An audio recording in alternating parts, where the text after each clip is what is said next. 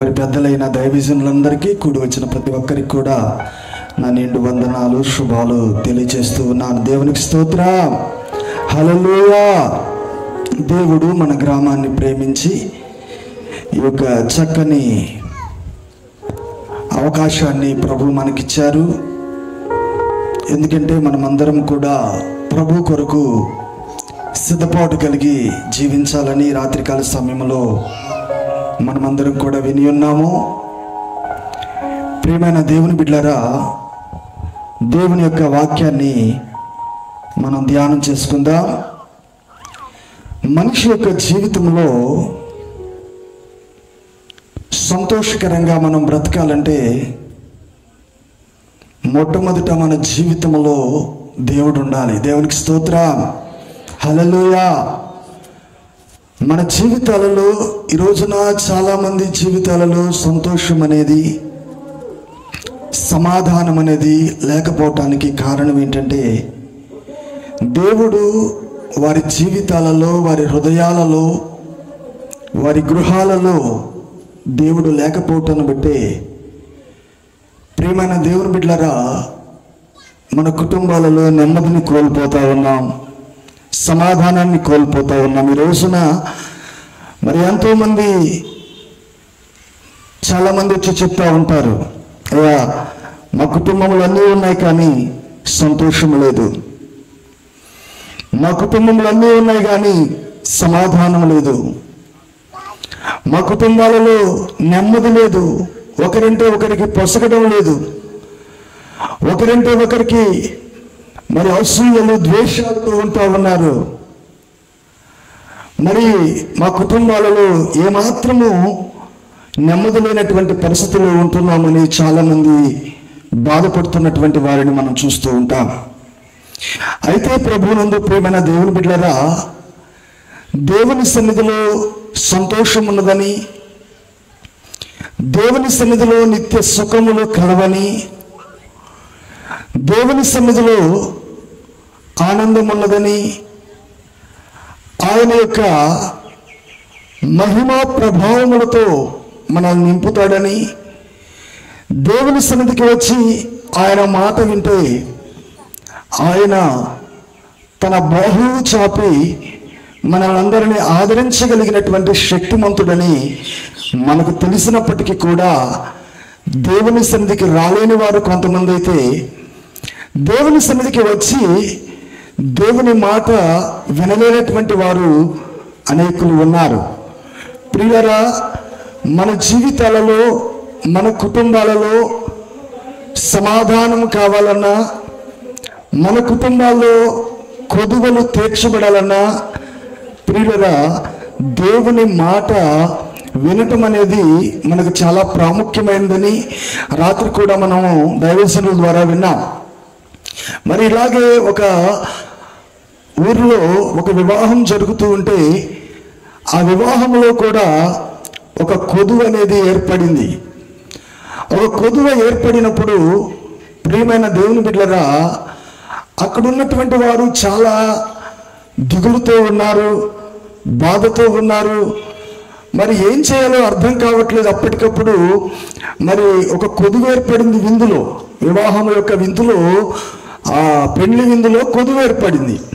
కొదువ ఏర్పడినప్పుడు మరి ఏం చేయాలి?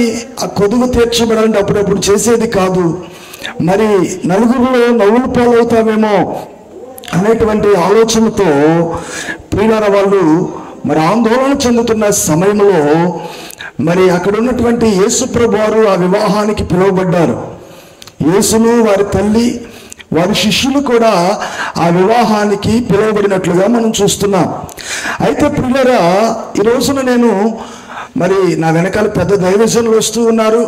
కొద్ది మాటలు చాలా జాగ్రత్తగా వినాలి. మరి యేసు ప్రభువారు అక్కడ ఉండుటను బట్టి ఆ కొదువ తీర్చబడింది. అయితే యేసు ప్రభువారు అక్కడ ఉండడానికి కారణం ఏంటంటే యేసు ప్రభువుని వారు వారి జీవితాల్లోకి లేదా వారి కుటుంబాల్లోనికి ప్రభువారిని ఆహ్వానించుకున్నారు. దేవునికి స్తోత్రం చేద్దామా? వెనకమాల ఉన్న వాళ్ళు రెండు చేతులు ఎత్తి ప్రభుకు బిగ్గరగా స్తోత్రం చేద్దామా? హల్లెలూయా. దేవునికి స్తోత్రం. చూడండి ప్రియులారా, యేసు ప్రభు వారిని ఆహ్వానించారు. ఈ రాత్రి వేళ ఈ సభల ద్వారా మనమందరం కూడా, ప్రభువా నా ఇంటిలోకి రండి నాయన, ప్రభువా నా జీవితము చీకటి బ్రతుకైపోయింది, నా జీవితంలో నెమ్మది లేదు, నలుదిక్కుల సమాధానం లేక నేను బాధపడుతూ ఉన్నాను, నా జీవితంలోనికి మీరు వస్తే నా జీవితంలో ఉన్న చీకటి తొలగిపోతుంది. దేవుని స్తోత్రం. దేవుడు వెలుగై ఉన్నాడు అని బైబిల్ గ్రంథంలో మనం చూస్తూ ఉంటాం. దేవుడు ఎవరండి? ఎవరు దేవుడు? నేను లోకమునకు వెలుగై ఉన్నాను అంటే వెలుగున్న చోట చీకటి ఉండలేదు. మన జీవితాల్లో నెమ్మది లేకపోవటానికి, సమాధానం లేకపోవటానికి, ఆదరణ లేకపోవటానికి, అభివృద్ధి లేకపోవటానికి మన బ్రతుకులలో ఏలుబడి చేస్తున్న చీకటే. ఆ చీకటి పోవాలంటే ప్రియమైన దేవుని బిడ్డారా, మన హృదయాల్లోనికి వెలుగు రావాలి. ఏ రావాలి చెప్పండి? మన హృదయాల్లోకి వెలుగు రావాలి. ఆ వెలుగులో ఉన్న దేవునిని మనం ఆహ్వానించుకోవాలి. ప్రభువా మీరు మా ఇంటిలోకి రండి నాయన, మా జీవితంలోకి రండి. ప్రియులారా, చాలా మంది ఆహ్వానిస్తున్నారు కానీ ఆయన మాట వినటం లేదు. చాలా మంది ఎలా ఉన్నారు? దేవుణ్ణి పిలుస్తున్నారు కానీ ఆయన మాట వినేవారికి లాగా ఉండటం లేదు. ఇలాగే యేసుక్రీస్తు ప్రభువారు బేతనియా అనేటువంటి ఒక ప్రాంతానికి వెళ్ళినప్పుడు మార్తా అనేటువంటి ఒక స్త్రీ యేసు ప్రభువారు తన ఇంటికి, చెప్పండి, తన ఇంటికి ఆహ్వానించింది కానీ యేసయ్య మాటలు విందామా? ఏమండి, విందా? ఈ రోజున మనము కూడా ప్రభువా మా ఇంటికి రమ్మంటున్నాం కానీ ఆయన పాదాల దగ్గర కూర్చుకొని నేర్చుకునేటువంటి జీవితం మనకు కావాలి. ఆయన పాదాల దగ్గర నేర్చుకునే అనుభవం మనకు కావాలి. చూడండి ప్రియమైన దేవుని బిడ్డలారా, మనం నేర్చుకున్నటువంటి అనుభవాలు మన జీవితంలో చాలా ఉపయోగపడుతూ ఉంటాయి. దేవుని స్తోత్రం. హల్లెలూయా. చూడండి ప్రియులారా, మరి మా నాన్నగారు మా అమ్మగారు నిడమరు పరిచర్యకి వెళ్ళిన తర్వాత వారు తరచుగా ప్రార్థన చేస్తూ ఉండేవారు. దేవునికి స్తోత్రం. తరచుగా ప్రార్థనలో ఉంటూ ఉండేవారు. ప్రార్థనలో ఉంటూ ఉన్నప్పుడు దైవజనులు వారితో మాట్లాడుతున్న విషయాలు, నేను చిన్నతనంలో ఉన్నప్పటి నుంచి కూడా వారితో మాట్లాడుతున్న విషయాలు జాగ్రత్తగా విండేవాడిని. దేవునికి స్తోత్రం. వారితో ఇదిగో చీకట్లు వచ్చినప్పుడు ఇలా ప్రార్థన చేయాలి, బలహీనలు వచ్చినప్పుడు ఇలా ప్రార్థన చేయాలి, ఇలాగ నడవండి, ఇలా జీవించండి అని చెప్తా ఉంటే ప్రియమైన దేవుని బిడ్డలారా, ఆ మాటలని నేను జాగ్రత్తగా విని నా హృదయంలో దాచుకునేవాడిని. ఈ రోజున నేను సేవా పరిచర్యకి వెళ్ళిన తర్వాత అక్కడ పరిచర్యకి ఈ మాటలు చాలా ఉపయోగకరంగా ఉన్నాయి. ఎంతో మంది చీకటి ప్రభావాలతో ఉన్నవారు విడుదల పొందుకున్నారు. ఎంతో మంది రోగులు స్వస్థత పొందుకున్నారు. కారణం ఏంటంటే యేసయ్య మనకు చెప్పేటప్పుడు మనం నేర్చుకోవాలి. ప్రియులారా, ఎలా చెప్తాడు దేవుడు అంటే తన దాసుల ద్వారా మాట్లాడుతాడు దేవుడు. ఎలా చెప్తాడు దేవుడు అంటే దర్శనాల ద్వారా చెప్తాడు. ఎలా చెప్తాడు దేవుడు అంటే వాక్యం ద్వారా మనతో మాట్లాడతాడు. ప్రియులారా, అలాగే మనము మన హృదయంలోనికి దేవుని ఆహ్వానించుకోవాలి. ఆహ్వానించుకున్న తర్వాత ఆయన మాటలు వినేవారికి లాగా ఉండాలి. దేవునికి స్తోత్రం. హల్లెలూయా. చూడండి ప్రియులారా, మరి మార్తమ్మ గారు యేసు ప్రభు రయ్యా మా ఇంటికి రండి అని పిలిచింది కానీ ఆమె ఏదో హడావుడి పనులు చేస్తూ దేవుని మాటలు వినలేదండి. అయితే తన సహోదరి అయితే యేసు ప్రభు యొక్క పాదాల దగ్గర కూర్చొని ఆ మాటలు వింటూ ఉంది. ఎందుకంటే దేవుని యొక్క మాటలు జీవము కలిగినవి, దేవుని మాటలు శ్రేష్టమైనవి, దేవుని మాటలు ఆశీర్వాదకరమైనవి. ఎవరైతే ఆ మాటలు వింటారో, ఎవరైతే ఆ మాట ప్రకారం నడుస్తారో వారి జీవితాలు చాలా ఆశీర్వాదకరంగా ఉంటాయండి. దేవుని స్తోత్రం. అందరు రెండు చేతులతో దేవుని స్తోత్రం చెబుదామా? బిగ్గరగా చెబుదామా మరోసారి? దేవునికి స్తోత్రం. అయితే ప్రియులారా, ఆహ్వానించుకున్న తర్వాత యేసు ప్రభు చెప్పింది మనం చేయాలి. అక్కడ ప్రియమైన దేవుని బిడ్డలారా, ఆ యొక్క మరియమ్మ గారైతే యేసు ప్రభు యొక్క పాదాల దగ్గర కూర్చొని ఆ మాటలు వింటూ ఉంది. ఈ లోపల మార్తమ్మ గారు గబగబా వచ్చి యేసు ప్రభు వారి దగ్గరకు వచ్చి మాట్లాడుతూ ఉంది. అయ్యా, నేను ఇంత హడావుడిగా పనులు చేసుకుంటూ ఉంటే, ఆమెని పాదాల దగ్గర కూర్చొని ఉంటే, కొంచెం నీ సహోదరికి హెల్ప్ చేయమని చెప్పొచ్చు కదా నువ్వు అని అడుగుతా ఉంటే, యేసు ప్రభు వారు ఆమెతో ఒక శ్రేష్టమైన మాట చెప్తున్నాడు. దేవునికి స్తోత్రం, హల్లెలూయా. అమ్మా, ఎందుకు తొందరపడతా ఉన్నావు? ఎందుకు ఆవేశపడతా ఉన్నావు? ఇదిగో మరియా ఉత్తమమైన దాన్ని వెతుకుతుంది. దేవుని స్తోత్రం, హల్లెలూయా. యేసు ప్రభువుని మన హృదయంలోనికి ఆహ్వానించుకున్న తర్వాత ఆయన చెప్పింది మనం చేయాలండి. ఇక్కడ కానా ఊరిలో కూడా యేసు ప్రభు వారిని ఆ వివాహానికి ఆహ్వానించారు. వివాహానికి ఆహ్వానించిన తర్వాత ప్రియమైన దేవుని బిడ్డ అక్కడ కొదువు ఏర్పడింది. మరియమ్మ గారు వెళ్ళి, యేసు తల్లి అయిన మరియమ్మ గారు వెళ్ళి, అయ్యా, మరి యొక్క విందులో ఒక ద్రాక్ష రసము అయిపోయింది, కొదువు వచ్చిందయ్యా, వారు చాలా బాధపడుతూ ఉన్నారు, మరి ఏదైనా నువ్వు సహాయం చేయమని అడిగినప్పుడు, అమ్మా, నా సమయం ఇంకా రాలేదు. దేవునికి స్తోత్రం, నా సమయం ఇంకా రాలేదు అని చెప్పినప్పుడు ఆ మరియమ్మ గారు వెళ్ళిపోతూ అక్కడున్న పరిచారికులతో చెప్తుంది. ఏం చెప్తుంది చెప్పండి. యోహాను సువార్త, పరిశుద్ధ గ్రంథంలో నుంచి యోహాను సువార్త 2వ అధ్యాయం 5వ వచనం. ఆయన తల్లి పరిచారకులను చూచి, ఆయన మీతో చెప్పునది చేయుడనెను. ఆయన మనతో చెప్పింది. మొదట ఇక్కడ ప్రియులారా కార్యం జరిగిందంటే కారణం ఏంటంటే, మొదట యేసు ప్రభువారు అక్కడ ఉన్నారు. యేసు ప్రభువారు అక్కడ ఉన్నారు. యేసు ప్రభువారు అక్కడ ఉండడానికి కారణం ఏంటంటే, యేసు ప్రభువుని వారు ఏం చేశారు? ఆహ్వానించుకున్నారు. మనం కూడా మన కుటుంబాల్లోకి ప్రభువుని ఆహ్వానించుకోవాలి. ప్రతిరోజు వ్యక్తిగత ప్రార్థనలో, అయ్యా, నువ్వు నాతో ఉండు ప్రభువా, నువ్వు మాతో ఉండు నాయనా, మా ప్రయాణాల్లో మీరు మాకు తోడుగా ఉండండి, మా పనిపాటల్లో మీరు మాకు తోడు ఉండండి, మేము నడవలసిన మార్గాన్ని మీరు మాకు తెలియచేయమని ప్రభువుని మనతో ఉండమని అడగాలి ప్రియులారా. దేవునికి స్తోత్రం, హల్లెలూయా. ఆహ్వానించుకోవాలి. తరువాత ఆయన వచ్చిన తర్వాత ఆయనకు మన సమస్యలు తెలియచేయాలి. ఏం చేయాలి చెప్పండి? మన సమస్యలు ఎవరెవరికో చెప్పుకుంటూ ఉంటాం, బాధపడుతూ ఉంటాం, ఏడుస్తూ ఉంటాం, కుంగిపోతూ ఉంటాం. అయ్యో, నా సమస్య తీరేది కాదా? ఎవరు నా సమస్యకు పరిష్కారం చేస్తారు? నేను ఎంతో దుఃఖంలో ఉన్నాను, నేను ఎంతో వేదనలో ఉన్నాను, ఎంతో కన్నీటిలో ఉన్నాను, నా సమస్య ఎవరికి చెప్పుకున్నా ప్రయోజనం లేదు అని బాధపడుతూ ఉన్నావా? నీ సమస్యను తీర్చేవాడు యేసుక్రీస్తు ప్రభువారు. గట్టిగా దేవుని స్తోత్రం చూద్దాం.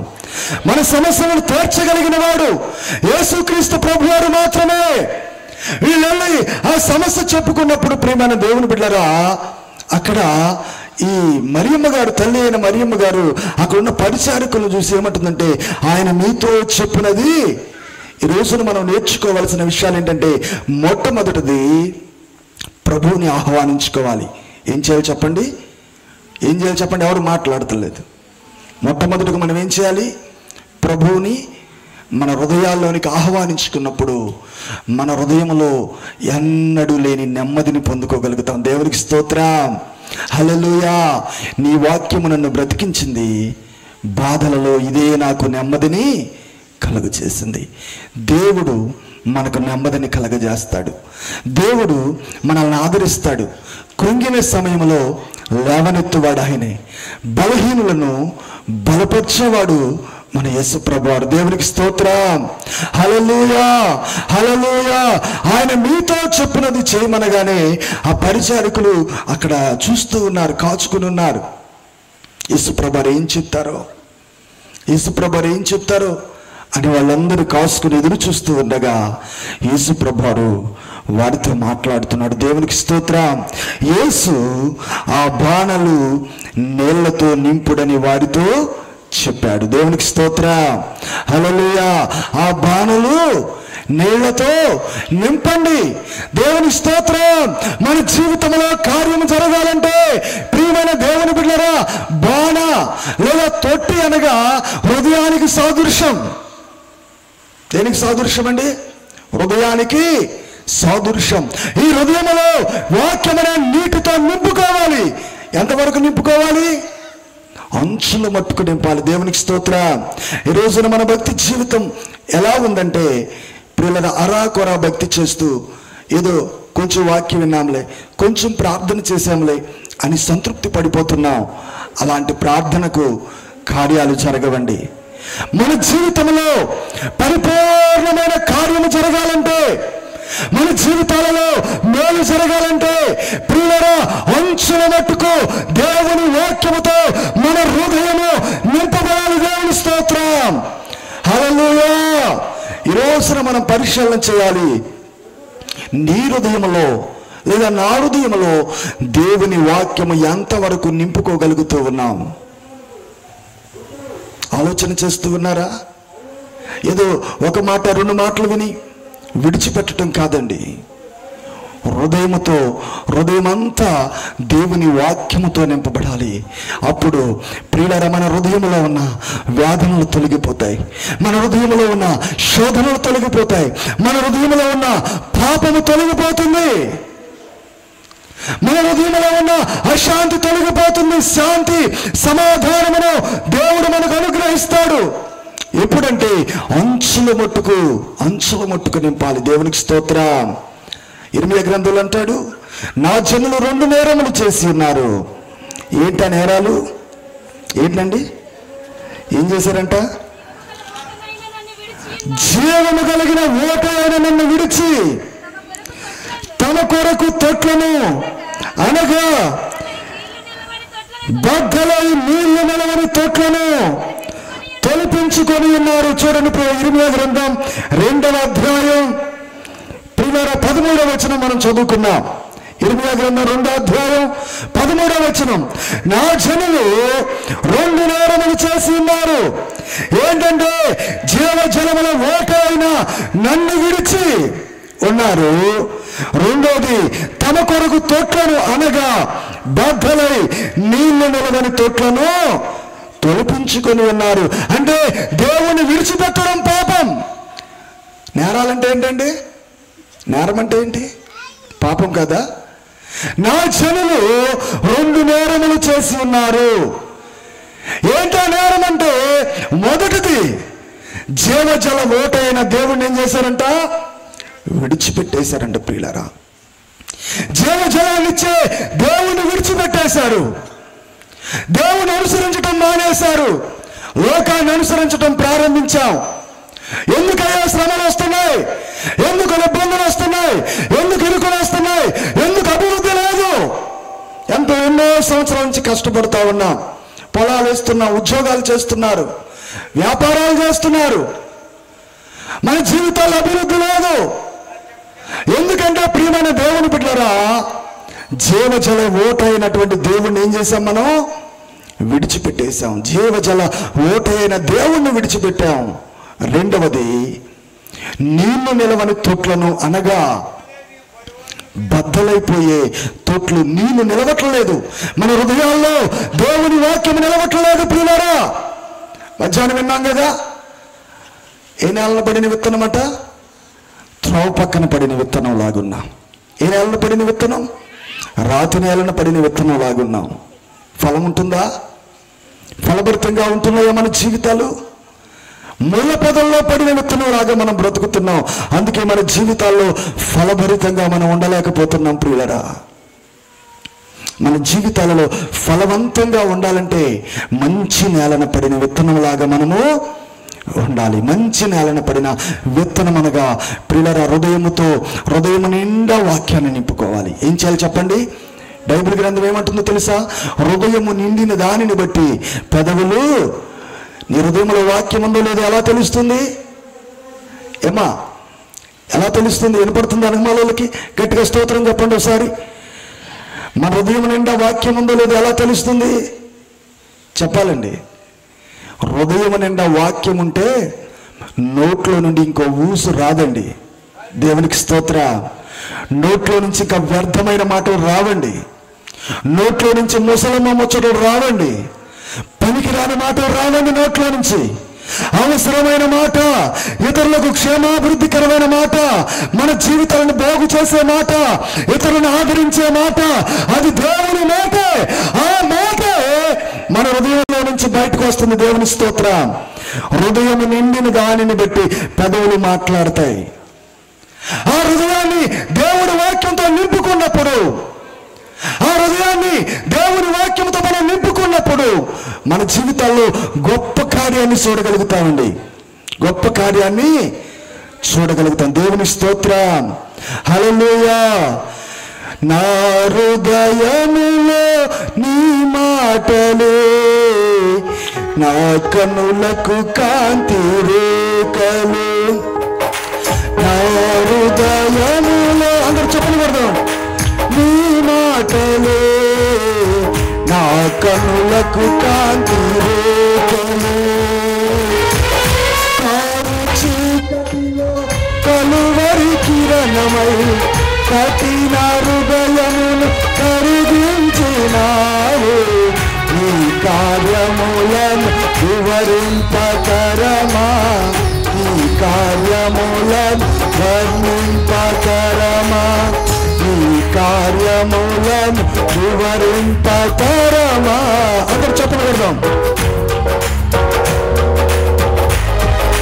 నా హృదయములో నీ మాటలే నా కన్నులకు కాంతి రేఖలు.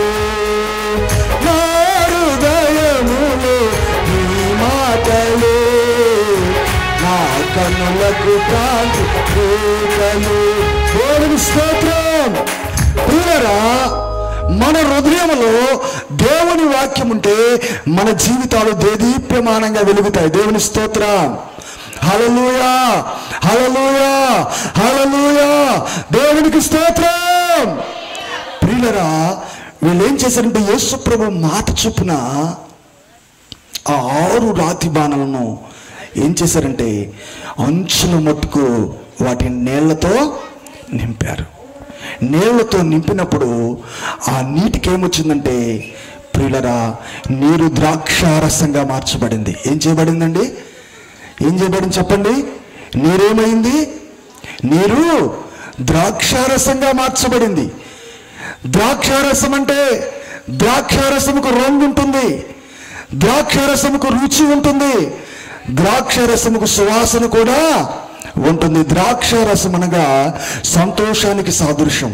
ద్రాక్షారసం అంటే సంతోషానికి సాదృశ్యం. ఎప్పుడైతే మన జీవితాలలో అంచుల మట్టుకు అనగా మన హృదయం అంతా దేవుని వాక్యముతో నింపుకుంటామో, ఎప్పుడైతే దేవుని మాటలతో మన హృదయాన్ని నింపుకుంటామో, ఎప్పుడైతే దేవుని వాక్యముతో మన హృదయాన్ని నింపుకుంటామో, అప్పుడు మన జీవితాల్లో రక్షణ కార్యాలు కూడా జరుగుతాయి. దేవుని స్తోత్రం చెప్పండి. హల్లెలూయా. జరుగుతాయా? జరుగుతాయండి. ఒక రోజున పౌలు గారు మాసిదోనియా అనేటువంటి ప్రాంతానికి వెళ్ళి అక్కడ నుంచి ఆయన కొన్ని దినాలు అక్కడ ఉండి గవిని దాటి ఊరి వెలుపలకు వచ్చిన తర్వాత ఆ రోజున విశ్రాంతి దినము ఆరాధన ఏమన్నా జరుగుతుందేమోనని ఆయన ప్రియుల నదీ తీరానికి వెళ్ళాడు.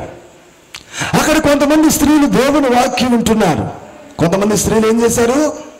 దేవుని వాక్యాన్ని వింటూ ఉంటే అక్కడ ప్రియులరా లూదియా, ఎవరండి? ఎవరు చెప్పండి, మాట్లాడండి. ఎవరు? లూదియా అనే దైవభక్తి కలిగిన స్త్రీ. ఆమె ఉదారంగు పొడిని అమ్ముకొను తూతైరా పట్టణస్తురాలు. ఆమె దేవుని వాక్యం మీదండి ఆసక్తి చూపిందట. దేవుడి వాక్యం మీద ఏం చేసిందంట? ఆసక్తి చూపిందట. ఆసక్తి చూపినప్పుడు దేవుడు ఏం చేశాడంటే ఆమె హృదయాన్ని తెరవజేశాడంట. ప్రియులారా, గట్టిగా స్తోత్రం చూద్దామా? హల్లెలూయా, హల్లెలూయా. దేవుడు ఆమె హృదయాన్ని తెరవజేశాడు. ఆ హృదయాన్ని తెరవజేసినప్పుడు ప్రియులారా, ఆమెట ఆ పౌలు గారు చెప్పిన మాటలన్నీ హృదయంలో భద్రపరుచుకుందట. హృదయం అంతా నింపుకుందట. హృదయం అంతా నింపుకొని తన ఇంటికి వెళ్ళి ఆ మాటలన్నీ చెప్పిందట ప్రియులారా. దేవునికి స్తోత్రం.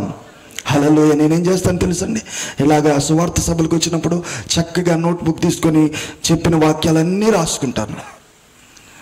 రాసుకొని మరలా ఇంటికి వెళ్ళిన తర్వాత వాటన్నిటినీ ధ్యానం చేస్తూ ఉంటాను. దేవునికి స్తోత్రం.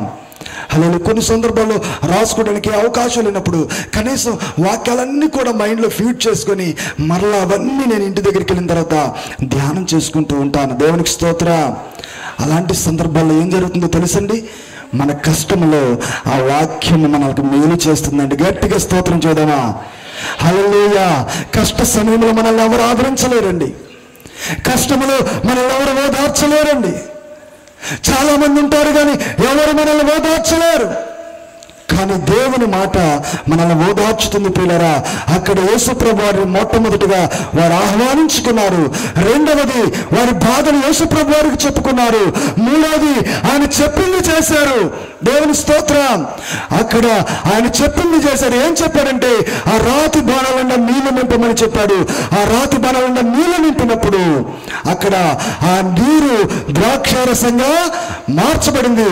దేవుడు మన జీవితాల్లో కూడా అలాంటి గొప్ప కార్యాలు జరగాలంటే ఆయన ఆహ్వానించుకుందాం, మన బాధలు ఆయనకి చెప్పుకుందాం, ఆయన చెప్పింది చేద్దాం, మన హృదయాన్ని దేవుడు వాక్యంతో నింపుకుందాం. అటు కృప దేవుడు మనందరికీ దయచేయునుగాక. ఆమేన్. చిన్న ప్రార్థన చేద్దామండి.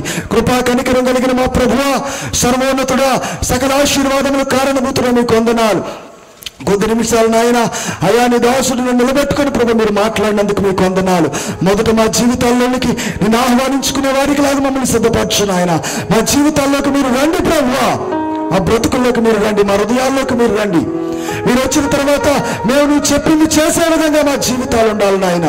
మీరు ఒకటి చెప్తే మేము ఒకటి చేసే విధంగా ఉండకుండా నువ్వు చెప్పింది మేము చేసినట్లయితే మా జీవితంలో గొప్ప కార్యాలు జరుగుతాయి.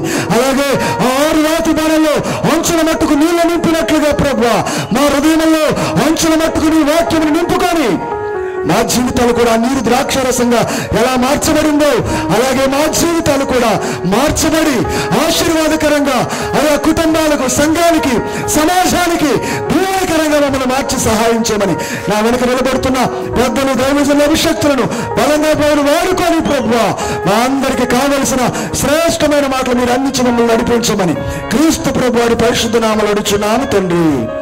ఆమేన్. ఆమేన్.